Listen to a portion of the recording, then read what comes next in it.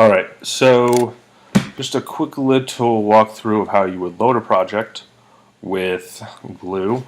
As you can see, we're in the working directory. We have all of the folders which were created earlier. Our Gloo file is there. Just a quick walkthrough while we're in the shell. So in the data folder, we have iris.csv, and then we also have iris.csv and data/other data.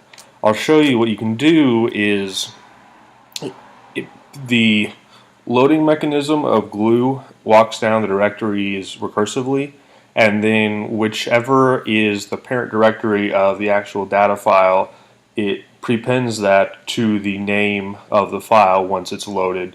That becomes the name of the data frame. So what this will become is other data underscore iris.csv.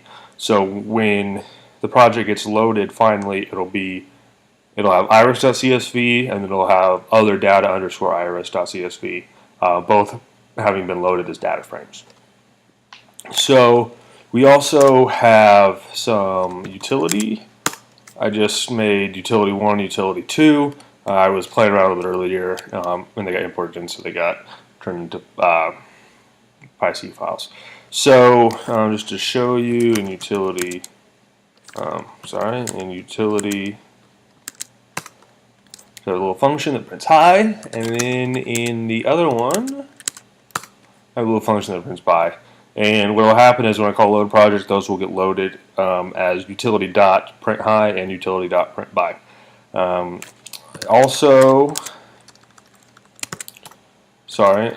then in Munge, I should rename that, but basically this is really, really simple. Like I talked about earlier, what's going to happen is this is going to get just simply run in the interpreter, and I will have a data frame get kicked out called munge_df equal data frame.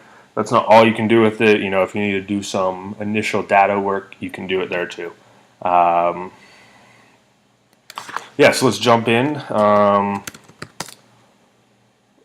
Right now, the way that you start a loaded file, or excuse me, a loaded project, is we're going to create the project, and this loads. Sorry, I load a bunch of like NumPy and SciPy automatically.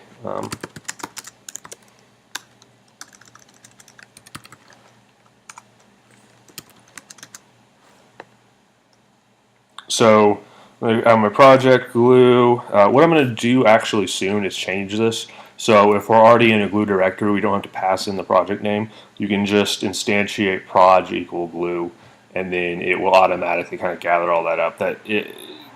Actually, in doing this screencast, I realized that it's a little bit redundant. I mean, I'm already in Gloo library. Just give me the data. So I do have project now. Pro is not defined, project is. I can call project.load project. Check what's in the namespace. I have iris, which is this big old data frame with the iris dataset made popular by Fisher.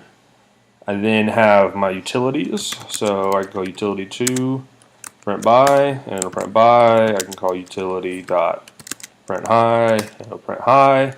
Like we showed earlier, I have my munge data frame is available as well.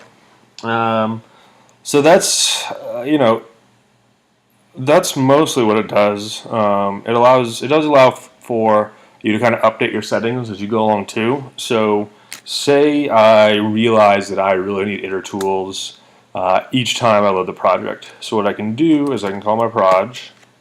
I know my packages, so it's just a nice little list. Oh, you know what? I was doing this earlier, so it's already there. But let's say I want something else. What's another good package? What about SymPy? I think you got that bad boy. Oops. So you need to pass it I would only have to pass it a. I could do this if I just wanted SymPy, but I like SymPy as sci. Cool. So I have a project and I need to save it. And when I load it again, oops.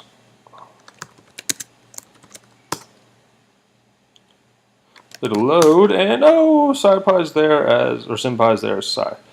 Cool. So that is kind of what's all available right now. That was a really quick run through, but should give you a fairly good idea of kind of what's available. Thanks.